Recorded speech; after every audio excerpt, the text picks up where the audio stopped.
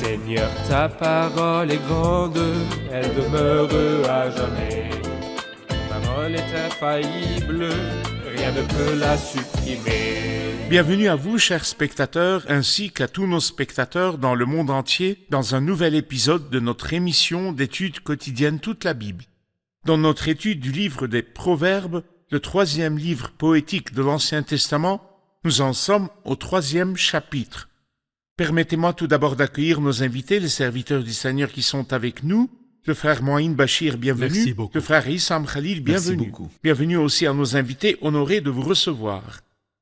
Permettez-moi de lire quelques versets du chapitre 3, puis de revenir vers vous, frère Moïn, avec une question. Chapitre 3. Mon fils, n'oublie pas mon enseignement, et que ton cœur garde mes commandements, car ils prolongeront la durée de tes jours, les années de ta vie, et ils augmenteront ta paix.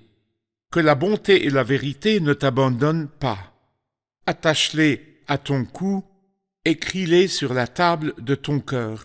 Tu trouveras ainsi grâce et bon sens aux yeux de Dieu et des hommes. Confie-toi en l'Éternel de tout ton cœur et ne t'appuie pas sur ton intelligence.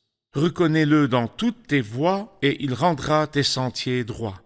Ne te prends pas pour un sage, crains l'Éternel et détourne-toi du mal. Cela apportera la guérison à ton corps et un rafraîchissement à tes os.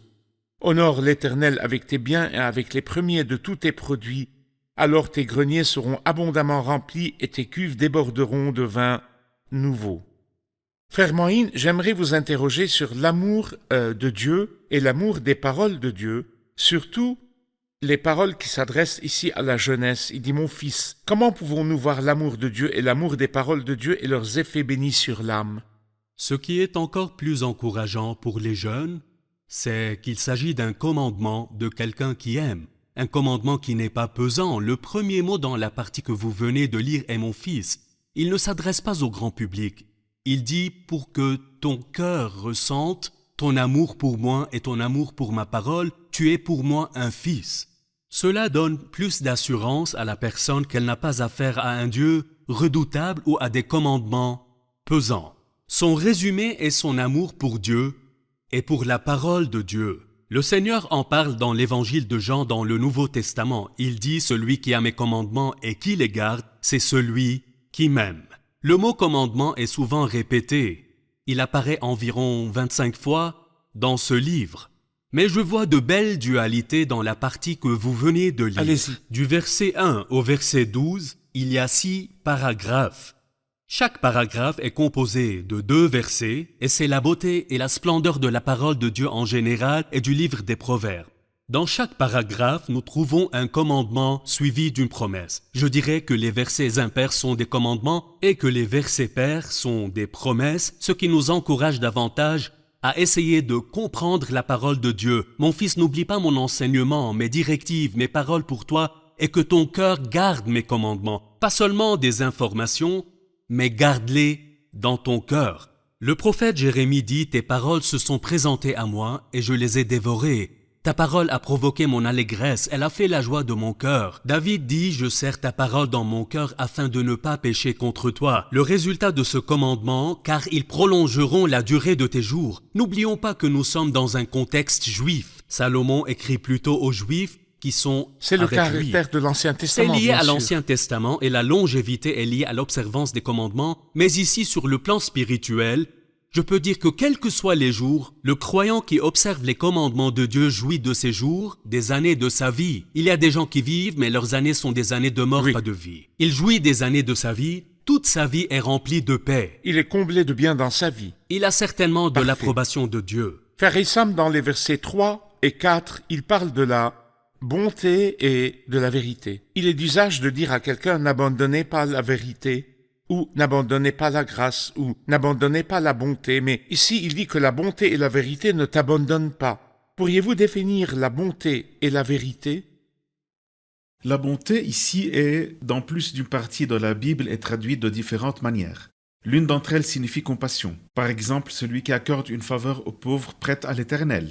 C'est la compassion pour les pauvres. Mais ici, l'étymologie du mot en arabe ne m'est peut-être pas très utile. Mais en anglais, c'est loving kindness, amour bienveillant. C'est l'amour avec bienveillance et la bienveillance avec amour. La bienveillance, c'est que je vous donne quelque chose.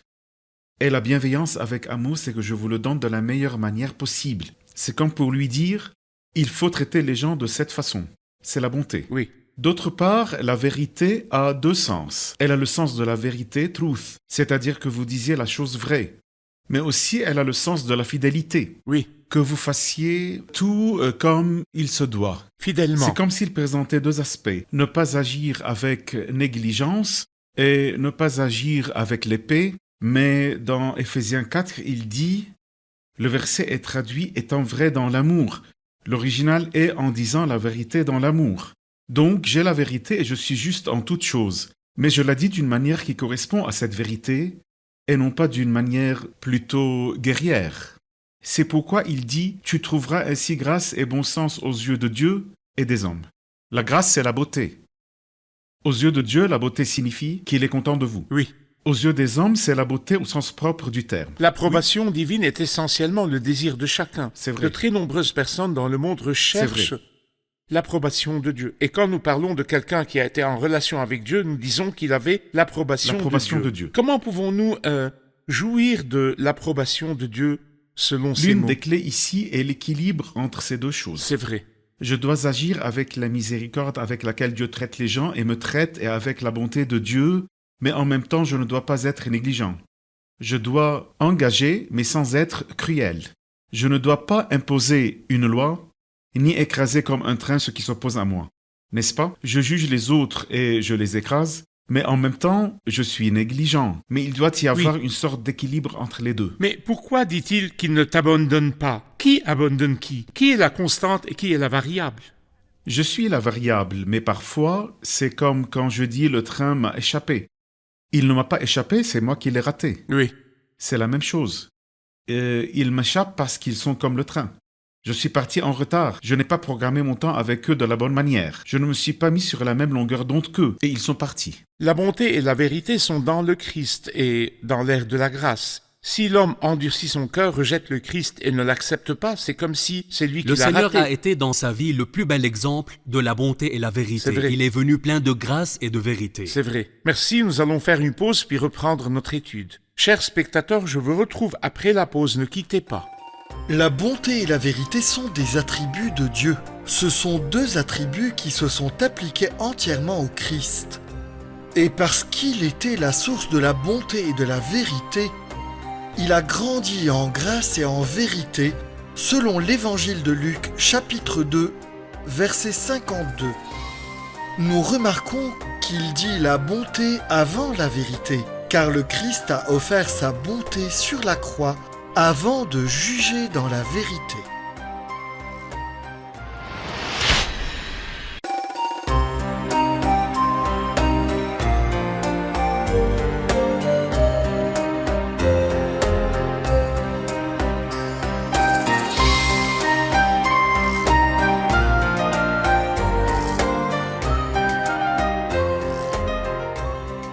Nous revoici, chers spectateurs, pour continuer notre étude du 3e chapitre du livre des Proverbes. Frère Issam, au verset 5, « Confie-toi en l'Éternel de tout ton cœur et ne t'appuie pas sur ton intelligence. » On dit qu'il faut utiliser sa raison.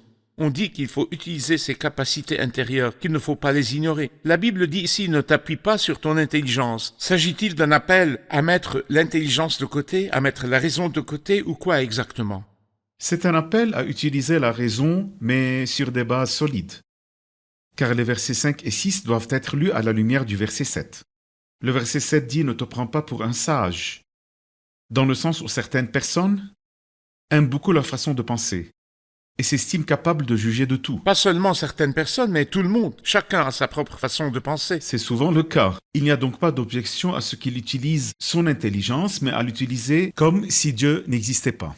Et comme si la personne comprenait tout. Il veut simplement lui dire « Tu ne vois pas plus loin que ton nez, mais il y a tant de choses que tu ne peux pas voir. » C'est exactement la même chose que lorsque, par exemple, il y a un embouteillage et que quelqu'un en haut sait comment le dégager, mais pas les gens en bas qui sont tous dans le même bateau. Mais s'ils écoutaient celui qui est en haut, il pourrait leur ouvrir la voie. Car celui d'en haut voit mieux. Car celui d'en haut voit mieux. Ici, il veut lui dire de se confier en Dieu, car il va d'en haut. Confie-toi en l'Éternel. Il n'élimine pas son intelligence. Il lui dit « et ne t'appuie pas sur ton intelligence », non pas dans le sens de l'éliminer. Comment pensez-vous que Dieu va nous guider? En nous bandant les yeux avant de nous faire marcher? Non, par la raison. Mais la raison qui obéit à la parole de Dieu, qui obéit à Dieu lui-même et qui veut que sa bonne volonté soit faite dans sa vie. C'est pourquoi il lui dit « et ne t'appuie pas sur ton intelligence, mais reconnais-le dans toutes tes voies ». C'est la raison. Parfait. La raison va donc fonctionner Parfait. en impliquant Dieu dans la situation et rendra tes sentiers droits et ne te prends pas pour un sage. Cela m'amène à la deuxième partie de la question. Que signifie se confier en Dieu? Nous entendons souvent ce terme « confie-toi en Dieu, confie-toi en Dieu ». Que signifie se confier en Dieu en général? Lui faire entièrement confiance dans le sens où la personne qui se confie en une autre personne reconnaît qu'elle est elle-même faible, qu'elle ne pourra pas faire le chemin toute seule, et qu'elle est sûre que la personne sur laquelle elle s'appuie est puissante et qu'elle la guidera à bon port. Je pense aux voies et moyens que je vois devant moi, mais à la fin je m'en remets entièrement à Dieu qui peut me montrer le chemin ou la voie qu'il veut pour moi.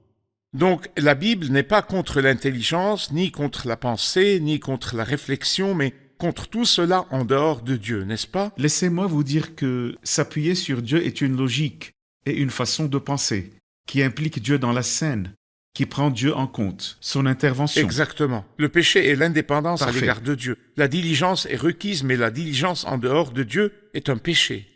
L'intelligence est nécessaire, mais l'intelligence en dehors de Dieu est un péché qui nous éloigne de Dieu. Je rassemble tout cela et je le mets devant Dieu. Montre-moi, Seigneur, ce qui est juste à tes yeux, car je ne vois pas l'avenir. L'auteur a fait l'expérience de ces deux choses. Il a fait l'expérience de penser seul, et en est ressorti avec beaucoup de choses sombres et de pensées difficiles. Et il a fait l'expérience de penser en présence de Dieu, ou de penser avec la sagesse divine que Dieu lui avait donnée. Et la Parfait. différence est très grande. Parfait. Prenons maintenant une question du public. Dans la deuxième partie du verset 7, il est dit « Crains l'Éternel et détourne-toi du mal. Cela apportera la guérison à ton corps et un rafraîchissement à tes os. » La crainte de Dieu protège-t-elle le croyant contre la maladie? La récompense de la crainte de Dieu se reflète-t-elle sur la santé physique ou sur la santé spirituelle ici? Regardons très simplement la situation dans l'Ancien Testament où Dieu promettait que si vous marchez avec moi, Deutéronome 28, si tu marches avec moi dans la justice, je bénirai ton pain, ton blé, ta terre, ta maison, et toi-même et tes enfants. Tout cela parce que sa bénédiction était terrestre.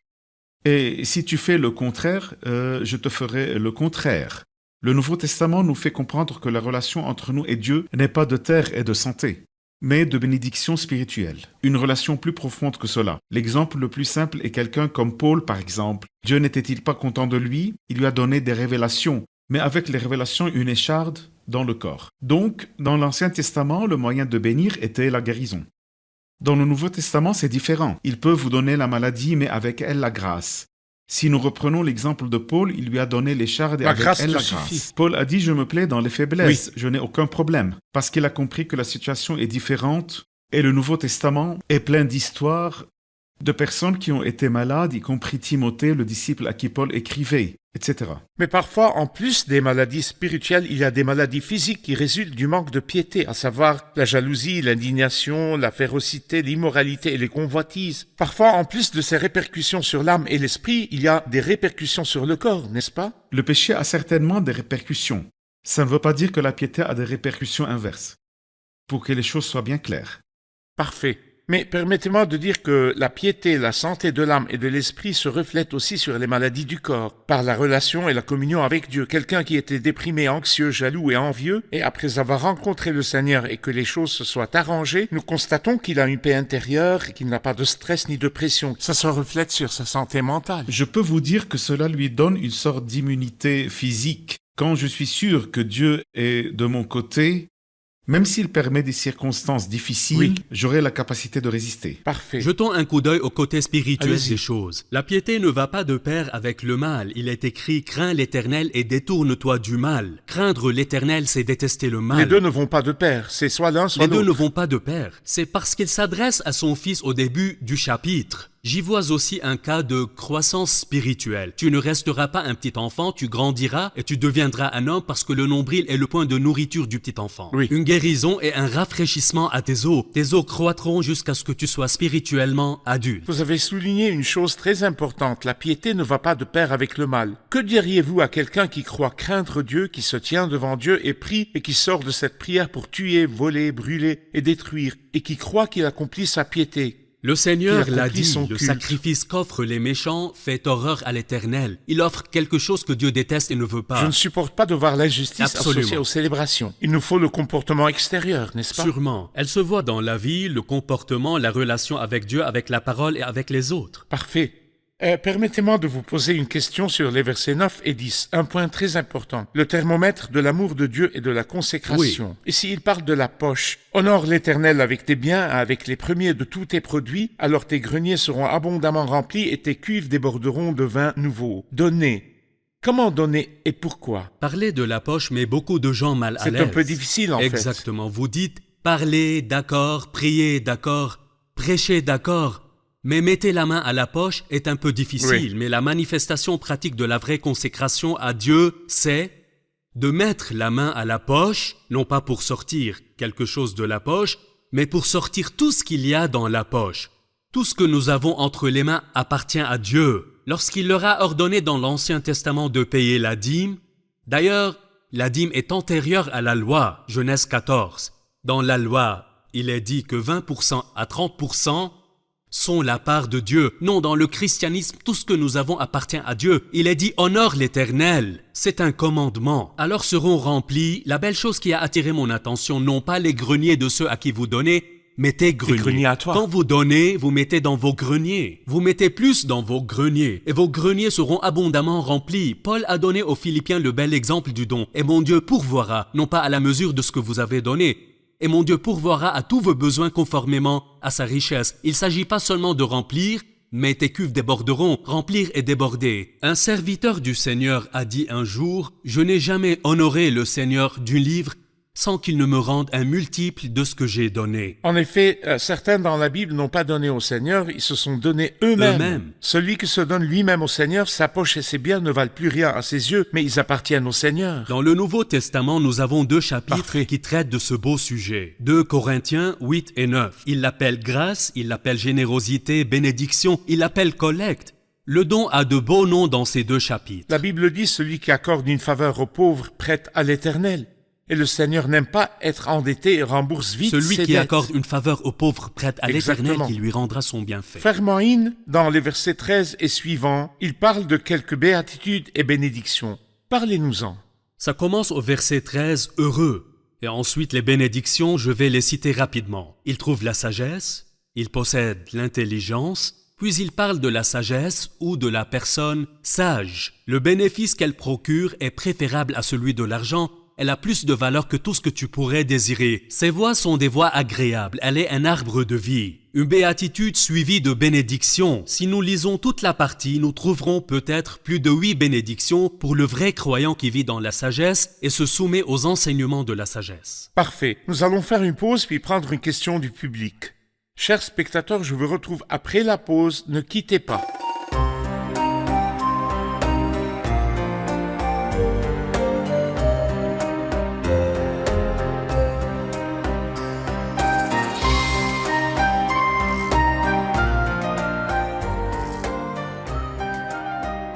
Nous revoici, chers spectateurs, pour prendre une question du public. J'ai une question en ce qui concerne les versets 11 et 12. Il dit « Mon fils, ne méprise pas la correction de l'Éternel et ne sois pas dégoûté lorsqu'il te reprend, car l'Éternel reprend celui qu'il aime, comme un père l'enfant qui a sa faveur. » Je voudrais en savoir plus sur la correction, sur son sens. Frère Issam, comment Dieu corrige-t-il celui qu'il aime? La correction est-elle une punition, par exemple?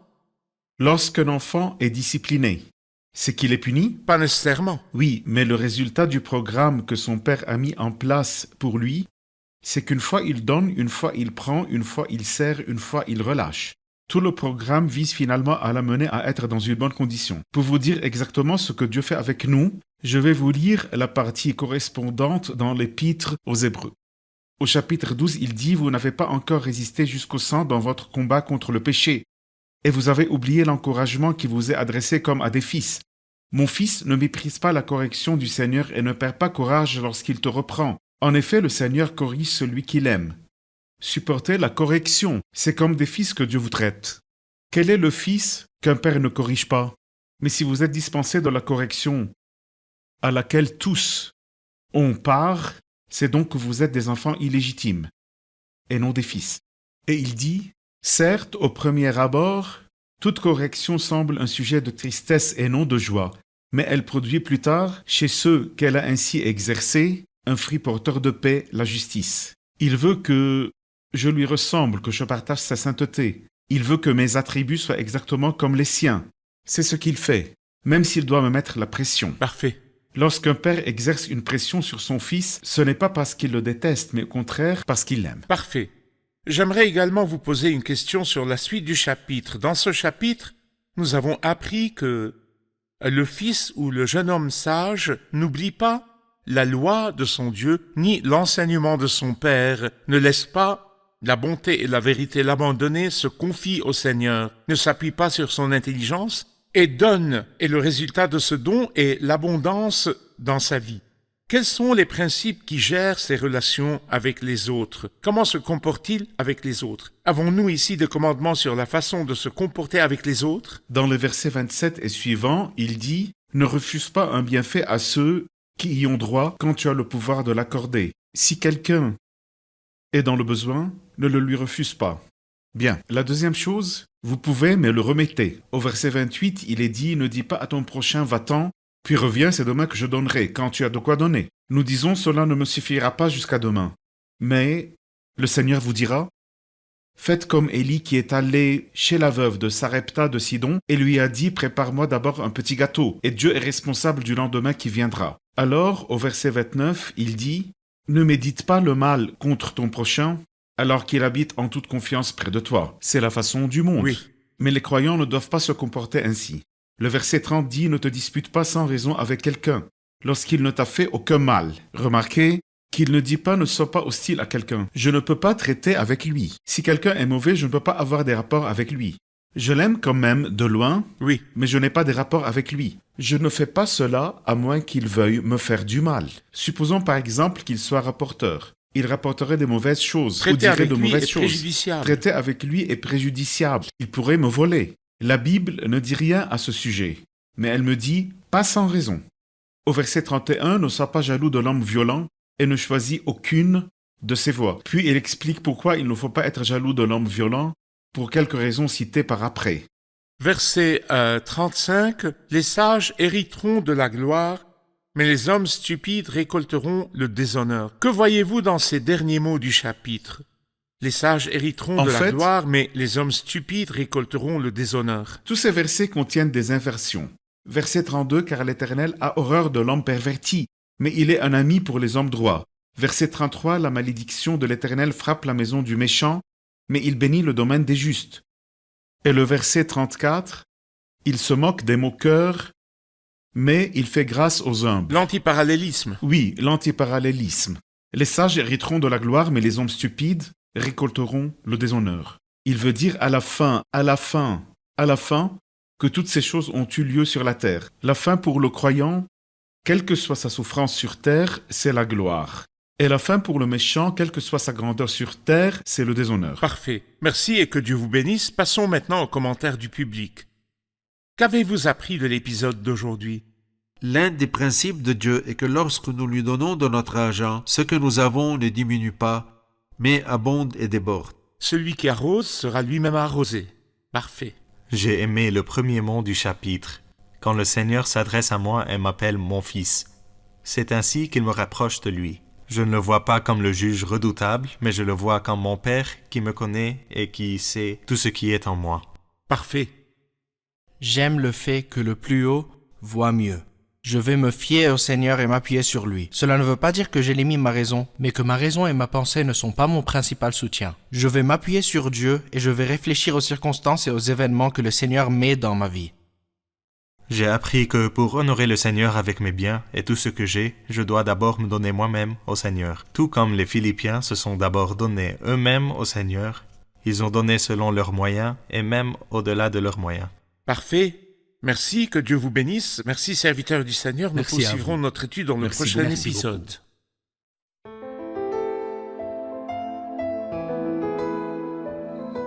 Seigneur, ta parole est grande, elle demeure à jamais. Ta parole est infaillible, rien ne peut la supprimer.